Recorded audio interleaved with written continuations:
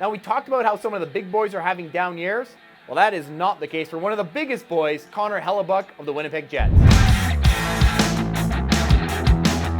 They tend to be a little odd, they get to wear the coolest equipment, and they just may have the toughest job in hockey. Today on the Sportsnet Power Rankings, we're talking about NHL goalies and the chase for the Vezina Trophy. Goaltending is basically voodoo, and nobody really has a strong idea who's going to be good from one year to the next. For instance, three stud Russian goalies, Ilya Sorokin, Igor Shesterkin, and Andrei Vasilevsky, have not really lived up to the high bar they have set for themselves in the past. By contrast, some of the guys we're about to talk about as Vezina nominees have nowhere near the career resumes of any of those three guys. Let's start this conversation with Aiden Hill. Now, on one hand, he won the Cup last year with Vegas.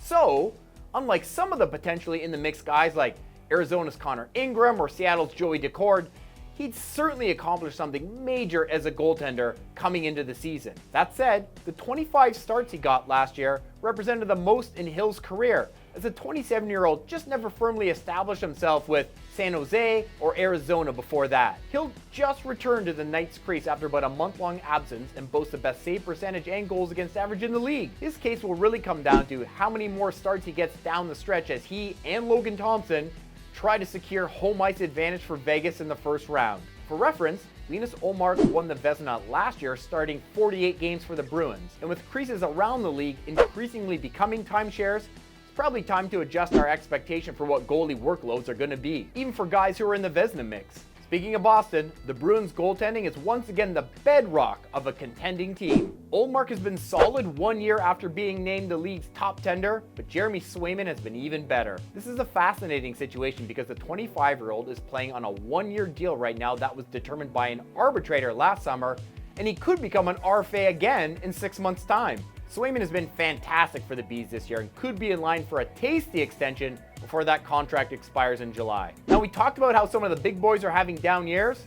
Well, that is not the case for one of the biggest boys, 6'6" Connor Hellebuyck of the Winnipeg Jets. Hellebuyck, of course, inked a big extension before the season with Winnipeg, and even if that contract doesn't age well in the back half of his 30s, who gives a hoot, because he's so good right now for a contending team. In particular, Hellebuyck has picked up his play after the first 6 weeks of the season, and playing in Coach Rick Bowness' stout defensive system, you could argue he and backup Laurent Brossoit have been the top duo in the entire league. Hellebuyck is one big American starring for a Canadian club.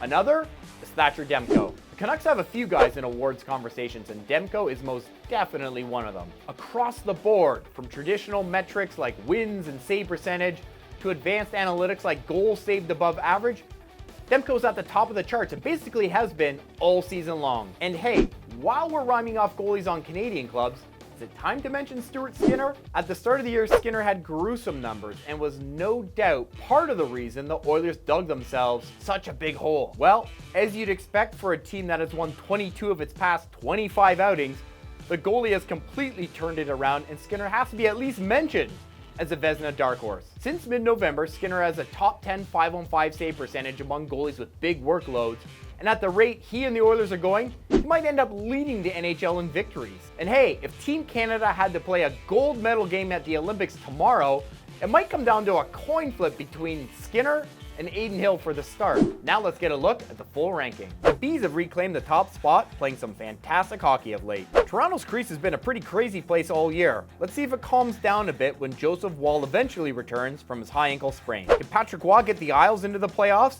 It was an extended tailspin under former coach Lane Lambert, so St. Patrick has his work cut out for him. The Ducks have been in what feels like a month-long spiral and find themselves in the dreaded 32nd spot. Alas, the pretty sorry state of Canadian goaltending is a conversation for another day, because that's all the time we have. But come back next week and all season long, right here for the Sportsnet Power Rankings.